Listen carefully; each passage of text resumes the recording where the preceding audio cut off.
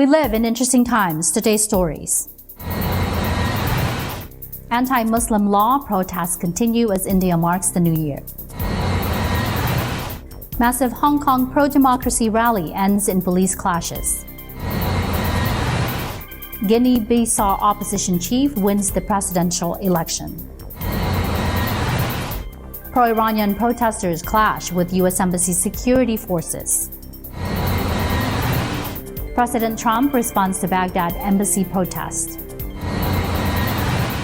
The U.S. says North Korea's threat, quote, is deeply disappointing, but wants peace.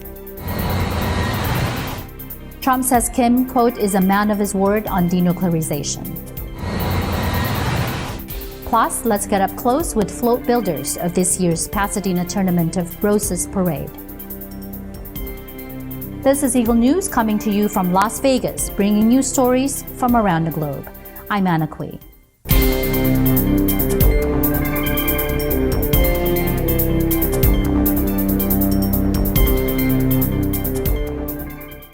Thousands protested in rival demonstrations in India Friday as tensions deepen over a citizenship law seen as anti-Muslim, with authorities deploying huge numbers of riot police in the country. 27 people have died in 2 weeks of at times violent demonstrations after Hindu nationalist Prime Minister Narendra Modi's government made it easier for non-Muslims from Pakistan, Afghanistan, and Bangladesh to be naturalized. Coupled with a mooted citizens register, it has stoked fears, including in Washington in the UN Rights Office, about the marginalization of Muslims who make up 14% of India's 1.3 billion people. Hundreds of armed policemen patrolled areas of the financial capital Mumbai, where demonstrators rallied both in favor of and against the legislation, underlining the divisions rippling through India. I decided to spend my New Year here because there is something different. There's a revolution which has come to India. It will continue till the government will not revoke this bill, because this is very necessary, the need of the hour right now. Because if we stop here, then they will continue to suppress us, and we don't want that. As a government, you need to put your concentration on the real issues of the country, like unemployment, like education, not bills like CA and NRC. This is totally ridiculous and diverting people's mind from the real issues. Like our grandfathers and forefathers was fighting for India, and now it's harder to fight for India. We are just going to remove it. We are just here to remove NRC and CEA. We are not against the government. We are against the law. A similar number of protesters showed up at a rival pro-government demonstration in the city, clutching flags and posters in favor of the new law. Modi, facing his biggest challenge since storming to power in 2014, said on Sunday that Muslims whose, quote, ancestors are the children of Mother India had nothing to fear. But his assurances have failed to ease fears, with the law unleashing a wave of protests involving Muslims and non-Muslims alike across the country. Several state governments have also said they will refuse to implement the legislation in a challenge to Modi's authority. In Delhi, hundreds of demonstrators gathered outside the Grand Mosque in the capital's Old Quarter after Friday prayers. Riot police and paramilitary troops erected steel barricades on roads leading to the mosque, where violent clashes broke out last week following protests. On Friday, demonstrators chanted slogans against the government, vowing to keep up the pressure until the law was revoked and plans for the register cancelled. Heavy-handed police tactics have fueled anger, with many accusing authorities of arbitrary force against dissenters. Meanwhile, in Hong Kong, a huge New Year's Day pro-democracy rally ended with clashes between police and hardcore protesters as demonstrators sought to carry their movement's momentum into 2020. Hong Kong has been battered by nearly 7 months of unrest, its biggest political crisis in decades, which has seen millions come out on the streets demanding greater democratic freedoms. Organizers claimed more than 1 million people gathered for Wednesday's rally, which had approval from the authorities, and marched across the international financial hub's main island in an attempt to put pressure on the government to meet their demands. But after a peaceful start, violence erupted near the march within hours, with police and masked protesters facing off in several neighborhoods on the city's main island. The Civil Human Rights Front, the umbrella group which organized the march, said authorities ordered them to end it after the clashes began. Referring to the massive rally last year that kicked off the protest movement in earnest, the group announced, quote, "We believe the total turnout for today's march has surpassed the 1.03 million on June 9. In now familiar scenes, riot police used pepper spray, tear gas, and water cannon, while hardcore protesters lobbed petrol bombs, built makeshift barricades, and vandalized businesses they considered pro-Beijing, including Starbucks and branches of the HSBC Bank. The Wednesday clashes were, however, small compared with some of the chaos witnessed in the city in recent months. The unrest in Hong Kong was sparked last year by a proposal to allow extraditions to mainland China. It has since morphed into a larger revolt against what many fear is Beijing's tightening control over the semi-autonomous city. Despite the continued unrest, China and the Hong Kong administration have refused to accede to the protesters' demands, which include fully free elections in the city, an inquiry into alleged police misconduct, and amnesty for the nearly 6,500 people arrested during the movement, nearly a third of them under the age of 20.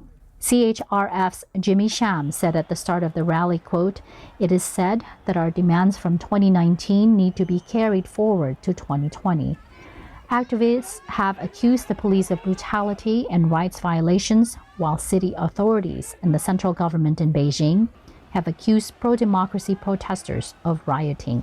China has also alleged that the unrest has been fanned by foreign powers and has bristled at criticism from rights groups and governments of the way the protests have been handled so far. The National Electoral Commissions, or CNE, announced Wednesday opposition leader Umaro Sissoco Embalo has won presidential elections in the volatile West African state of Guinea-Bissau, picking up 53.55% of votes. His rival Domingos Singos Pereira, head of the country's historic ruling party, PAIGC, took 46.45% in Sunday's runoff.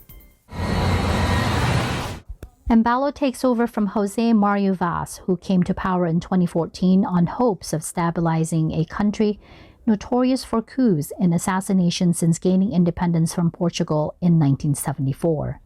But his tenure was hampered by a paralyzing face-off with Parliament under the country's semi-presidential political system. The CNE put turnout at 72.67%, virtually identical to the first round of voting on November 24, which Pereira won with 40.1% against 28% for Embalo. 47-year-old Embalo is a reserve brigadier general who favors wearing a red and white Arab kayufe headdress. Like Pereira, he is also a former prime minister serving under Vaz between 2016 and 2018 before representing Madem, a party formed by PAIGC rebels. He fought to overcome his first-round vote deficit by portraying himself as a unifier of the country and by gaining the backing of eliminated candidates, including Vaz. Supporters of Iraq's pro-Iranian force, Hashed al-Shabi, began leaving the encircled U.S. embassy in Baghdad on Wednesday, but hardliners insisted they would stay a day after their dramatic incursion into the compound. Thousands of Iraqi supporters of the largely Iranian-trained Hashed force had gathered at the embassy on Tuesday, outraged by U.S. strikes that killed 25 Hashed fighters over the weekend. اليوم الثاني ونحن سنبقى في هذا المكان إلى أن نأخذ حقوقنا والحقوق حقوقنا واضحة. الحقوق أولا لابد أن يحاكم هذا السفير الذي هو عند دخل العراق إلى الآن هو يتواطأ، وهذه الغرف الموجودة في هذه السفارة في كل غرفة عمليات لضرب نقاط القوة للشعب العراقي. They marched unimpeded through the checkpoints of the usually high-security green zone to the embassy gates, where they broke through a reception area, chanting, quote, "Death to America," and scribbling pro-Iran graffiti on the walls. Iraq's caretaker Premier Adel Abdel Mahdi called on the angry crowd to leave the embassy, but most spent the night in dozens of tents set up outside the perimeter wall.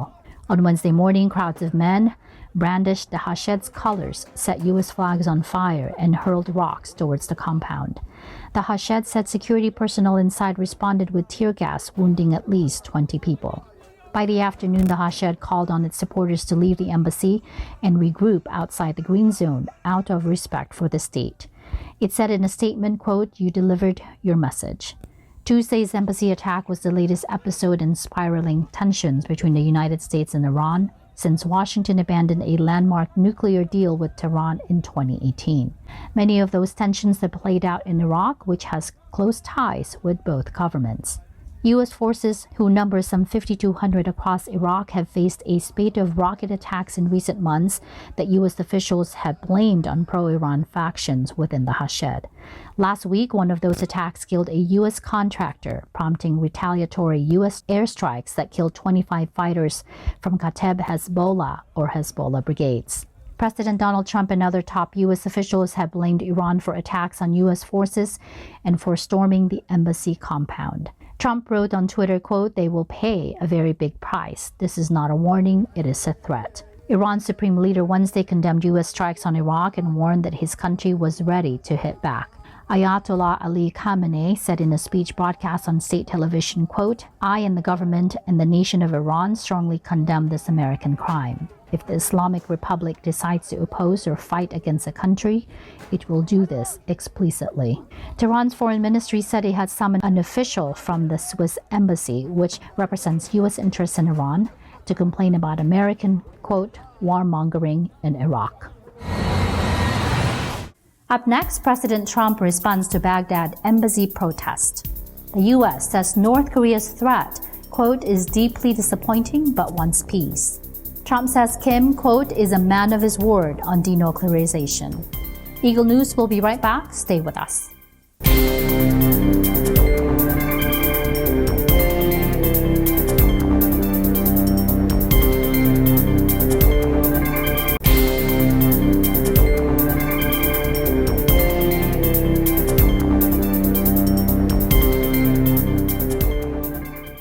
Welcome back. This is Eagle News coming to you from Las Vegas. I'm Anna Cui. President Donald Trump responds while attending a New Year's Eve party at his Mar-a-Lago estate in Florida after pro-Iran demonstrators stormed the U.S. Embassy compound in Baghdad. Well, I think it's been handled very well. The Marines came in. We had some great warriors come in and do a fantastic job. They were there instantaneously as soon as we heard.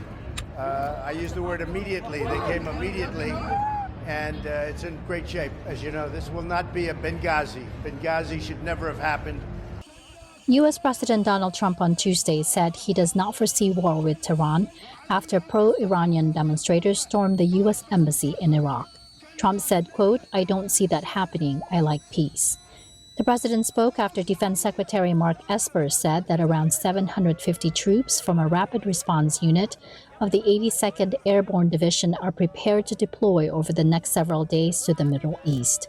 The U.S. had already flown a rapid response team of Marines into Baghdad to reinforce its embassy after the attack Tuesday, which left smoke and flames rising from the compound's entrance and further heightened tension between Tehran and Washington. U.S. officials said there were no plans to evacuate the mission, and no U.S. personnel were reported injured. Secretary of State Mike Pompeo said Tuesday the United States is deeply disappointed by North Korea's threat to resume nuclear missile tests, but wants peace rather than confrontation with Pyongyang. I was more concerned about it when this administration took office. We were in a place where it was very likely that we would have ended up in a war with the Democratic People's Republic of Korea, North Korea. President Trump has taken an approach where we've tried to develop a diplomatic pathway. We hope that the North Koreans will reconsider, that they'll continue down that pathway. It's important. It's the right solution. We want peace, not confrontation. If Chairman Kim has reneged on the commitments he made to President Trump, that is deeply disappointing. I was there when Chairman Kim made the commitment that said he would not engage in intercontinental missiles or test firing of their nuclear weapons, testing their nuclear weapon systems. He made those commitments to President Trump in exchange for President Trump agreeing not to conduct large-scale military exercises. We've lived up to our commitments. We continue to hold out hope that he'll live up to his as well. In a separate interview with Fox News shortly after state media quoted Kim as threatening a demonstration of a, quote, new strategic weapon soon, Pompeo urged the North Korean leader to think again. A self-imposed ban on such tests has been a pillar of nuclear diplomacy between Pyongyang and Washington over the past 2 years, which has seen 3 meetings between Kim and U.S. President Donald Trump, but little tangible progress. Meanwhile, U.S. President Donald Trump on Tuesday said he believes North Korean leader Kim Jong-un will stick to his commitments on denuclearization, even as the strongman threatened a new strategic weapon. He did sign a contract, he did sign an agreement talking about denuclearization, and that was signed, number 1 sentence, denuclearization. That was done in Singapore, and I think he's a man of his word, so we're going to find out, but I think he's a man of his word. When we come back, getting up close with float builders of this year's Pasadena Tournament of Roses Parade. Eagle News will return in a moment.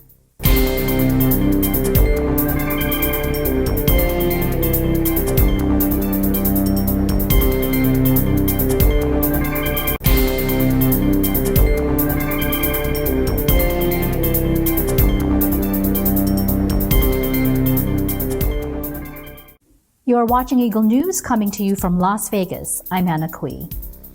Every first day of the year, the streets of Pasadena, California come alive with dozens of beautiful, beautiful floats worked on by hundreds of hands. Our Eagle News team in Los Angeles gets up close with this year's float builders and learns the story behind their creations. Take a look.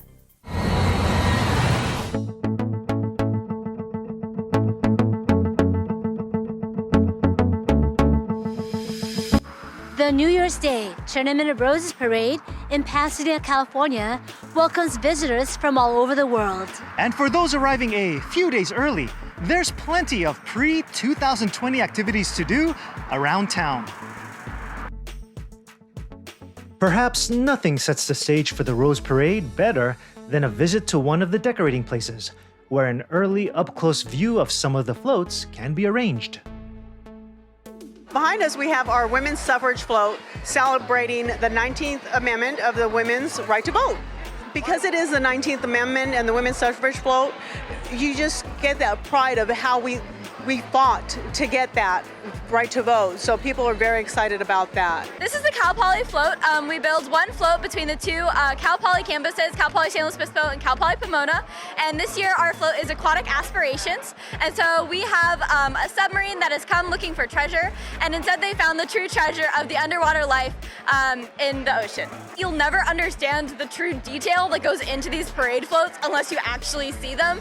It's people individually putting on seed by seed or flower by flower, all sorts of these different things, and I think that actually seeing them in person is totally different than, you know, seeing it on TV. You really get to see all of the details that go into these floats. This is one of two floats, so Oregon and Wisconsin, they're both designed the same. The football, it's actually in honor of the 150th anniversary of college football, and essentially what we're doing is we're decorating the float to get ready. Specifically, we're decorating the O, which is the Oregon the O that's actually the symbol of the school. It's really meticulous work. So like, for example, the deck of this float, we have to glue a large crushed walnut with glue, and we have to like pat it down with our hands. And then for the O logo, we have to put these like broadleaf, these large leaves on it, and then we have to carefully trim the edge so it cuts to fit the Oregon logo on the sign. We have a couple folks on our team from Florida, Salt Lake City, all over the country. The Tournament of Roses is something that's seen around the world. We actually had on our team yesterday, we had 3 exchange students from all over the world. One was from Germany, one was from Spain. There was a third, but I don't know exactly which country from. My normal job has nothing to do with anything creative like this. And in my day-to-day life, I'm not very patient. I'm not very artistic and creative. This is a really cool outlet to kind of let that happen. I didn't think I would enjoy it the very first day I came out, and I was hooked. It's really enjoyable. Also enjoyable is the opportunity to get together for food and conversation. Mexican sushi? What is that? So I bought this little cart, crossed it over. I used to cater on the street, and people used to ask me, hey, what kind of tacos you sell? I don't sell tacos. What do you sell? Sushi on the street. So people were like, what do you mean? Hey, you're gonna get somebody sick. No, but it's not raw fish. It's carne asada. It's chicken. It's bacon. It's Monterey cheese. It's stuff you find at a taco truck. We're getting ready for the Roses parade. So we're spinning it up with Sushi Loco, just making it fun for, 2020 is around the corner. We're going to enter a new decade, 2020. There's a lot of things going on in the political arena, and in the food arena, Sushi Loco is coming to town. Coming to town, or in this case, marching in Bandfest. Spectators got a preview of marching bands from schools in the United States and from faraway countries like Japan, who have incorporated choreographed dance moves for the length of the 5.5-mile parade route.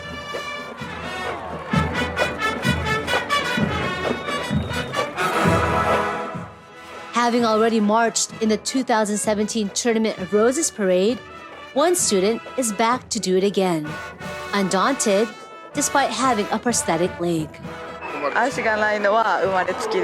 She was born with just one leg. みんなでステップの形とかを合わせるのが難しかったです。 Learning the marching and following the steps, all of that was a really challenging thing, especially, of course, with an artificial leg. But it was a wonderful experience. こういう場所に出ることは誰もができることじゃないと思うので、今回できた経験を大切にしながらこれからも過ごしたいなって思います。 I know it's a very special privilege to have the opportunity to be in a Rose Parade, so I just want to take advantage of every opportunity like that I have been blessed with to do that. The theme of the parade is the power of hope. And we hope that you'll keep watching Eagle News for our coverage of the 2020 Tournament of Roses Parade. In Pasadena, California, at the Tournament of Roses Parade headquarters, Eva and Alan, Eagle News, we are 1 with 25. Thanks, Eva and Alan. That is today's Eagle News. Join us again tomorrow for stories that matter to you. Visit our websites at eaglenews.net and eaglenewslive.com. Follow us on Twitter at twitter.com/eaglenews and on Facebook at facebook.com/eaglenews. Thank you for watching. I'm Anna Kui, and I'm 1 with 25.